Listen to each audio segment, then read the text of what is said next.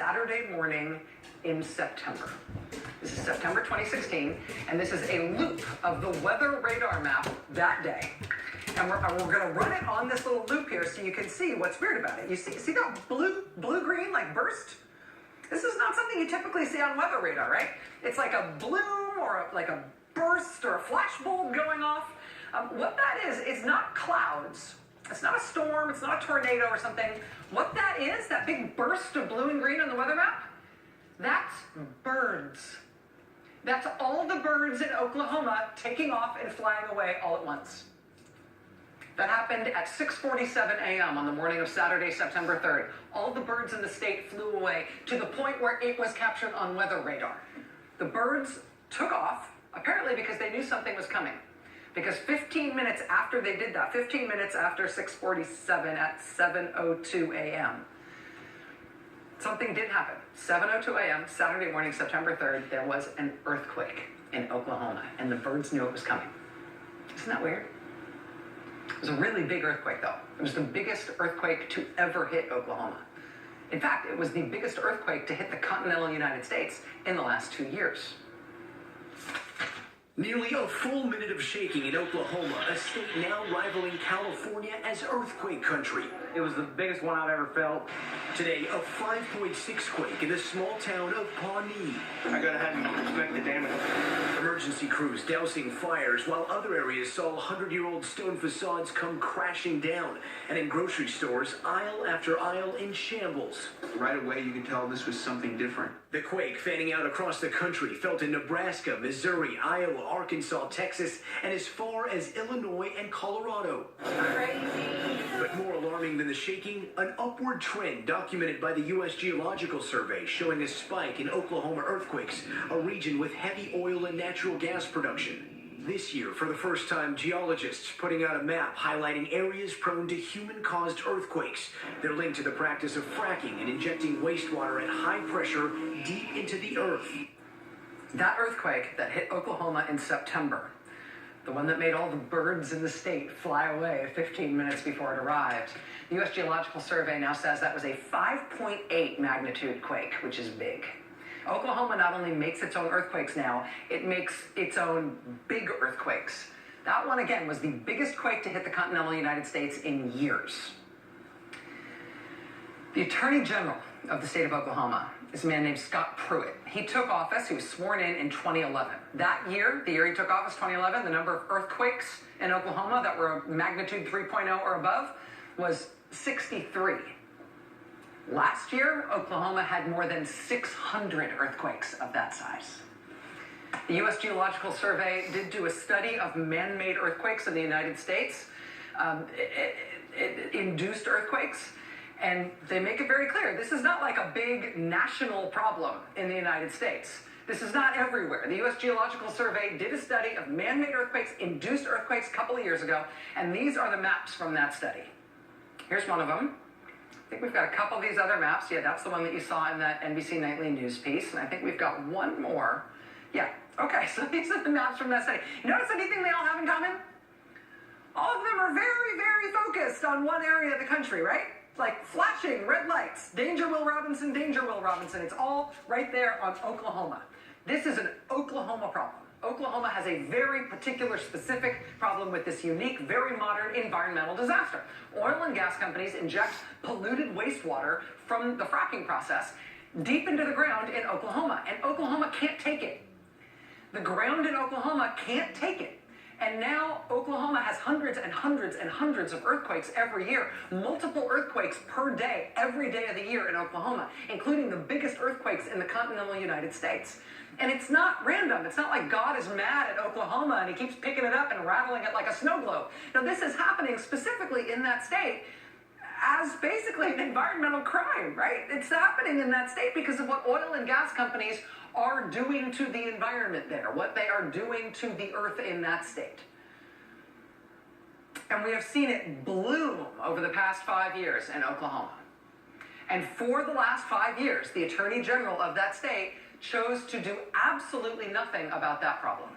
Actually, let me revise that. He did do one thing about that problem.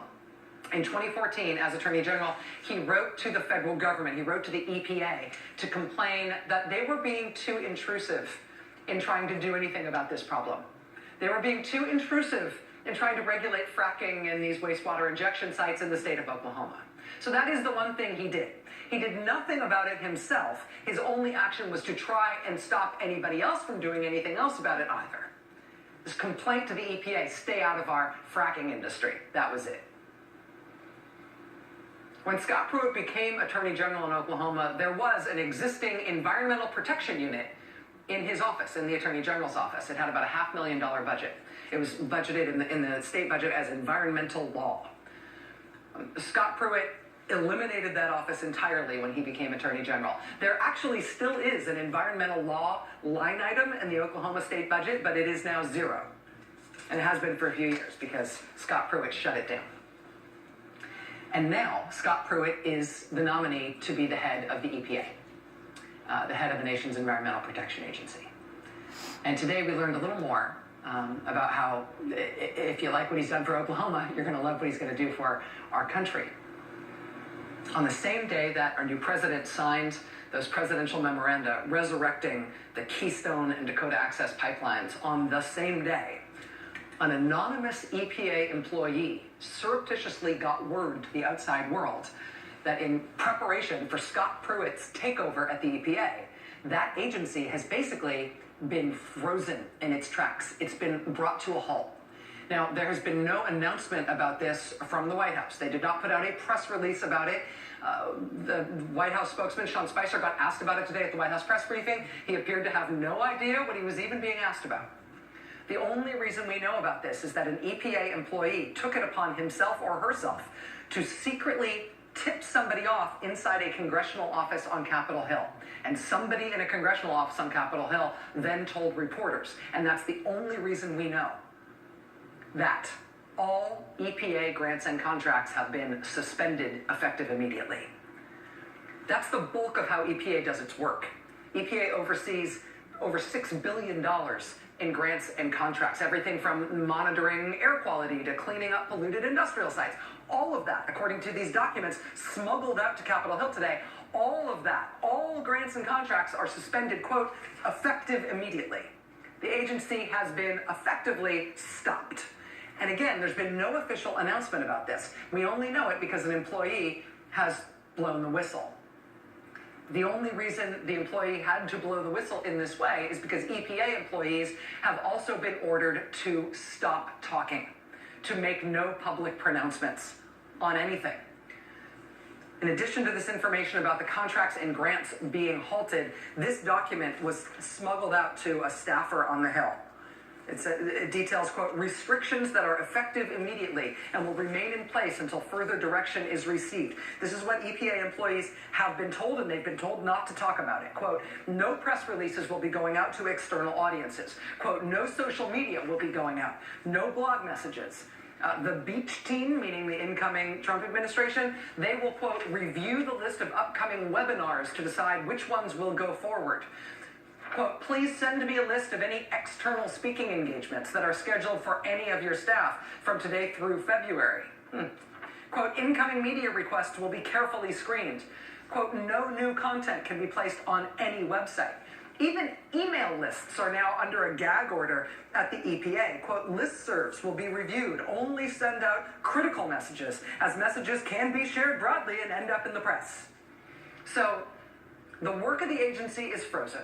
All existing contracts and grants are suspended immediately, and no EPA employees are allowed to make any public statements, including any online postings, social media, anything. They can't even make public appearances that were previously scheduled. Even their webinars are now getting... People have been worried that the Trump administration was going to try to abolish the EPA.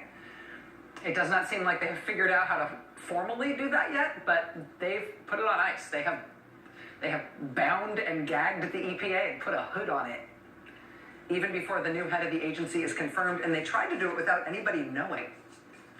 This gag order for people who work at the EPA is also not a solitary case. This appears to be part of a broader gag order initiative that the new administration is pursuing with multiple federal agencies. Employees and agencies from the Department of Transportation to the Department of the Interior to the National Institutes of Health, the Health and Human Services, even the USDA. Employees at all of these agencies have now, to a certain degree, been told that they are no longer allowed to make public pronouncements. In some cases, they've been told explicitly they are no longer allowed to even provide information to congressional offices. The 2,000 scientists at the Agricultural Research Service, which is part of the USDA, they've been ordered to suspend immediately the distribution of any, quote, public-facing documents. Gag order. You are not allowed to talk, not in a way that the public can see. That apparently includes even letting people know about any scientific findings for publicly supported research that these scientists are involved in. Gag order. Today there was a little flurry of defiance from the Twitter account from one of the national parks, the Badlands in South Dakota. Their National Park Service Twitter account today started posting random but real facts about climate change. Apparently in defiance of the new gag orders that the Trump administration is instituting across the government. For a brief moment today, for example, this was one of their climate change tweets that was visible online. Today, the amount of carbon dioxide in the atmosphere is higher than at any time in the last 650,000 years. That is true, but that is now gone. It's interesting, about 4:30 this afternoon, the Democratic Party put out a press release rounding up all this reporting today on all these gag orders, applying to all these different federal agencies, public employees being told that they're not allowed to speak. The DNC asked, again, this was at about 4:30 this afternoon, they put this in writing, quote, how long will it take for the Twitter account of Badlands National Park Service to be suspended for its defiance? They put that out at 4:30. The answer was less than an hour. By 5:30, all those tweets about climate change from Badlands National Park, all of them were disappeared. All of them were deleted. And then after that, the DNC put out a statement this evening that read very bluntly, quote, Vladimir Putin would be proud. Again, as I mentioned at the top of this hour, one of the leading candidates to be the new head of the Democratic Party is going to be here tonight for the interview. We will hear what he has to say about this. But, you know, all that scurrying and worrying you heard after the election from scientists and researchers and data geeks who are freaking out about government data sets being disappeared by the new administration, you know, people scrambling to archive all the public-facing data about climate and the environment and all those other issues. You heard a lot about that right after the election, people scrambling to try to download and save that data so it wouldn't be disappeared. Seemed a little paranoid, but interesting. Now we know, not paranoid. Now we know, day 4 of the new administration, those people were not wrong to be freaked out, and they probably, in the interest of science, were not wrong to be downloading and trying to save data privately, because the data is disappearing. The scientists are being told they are not allowed to speak or publish. It is already happening. It's day 4, it is already happening.